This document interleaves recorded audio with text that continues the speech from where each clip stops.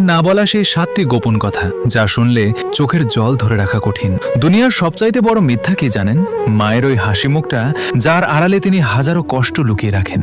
আজ মায়ের না বলা 7টি গোপন সত্য বলবো, যা শোনার পর আপনি মাকে নতুন করে ভালোবাসতে বাধ্য হবেন।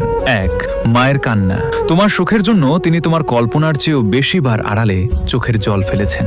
2. তুমি যেন তৃপ্তি ভরে খেতে পারো, তাই তিনি নিজের প্রিয় খাবারটিও হাসি মুখে এড়িয়ে গেছেন। 3. তোমার কঠিন কথা তাকে গভীরভাবে আঘাত করেছে, যদিও তিনি হাসতেন।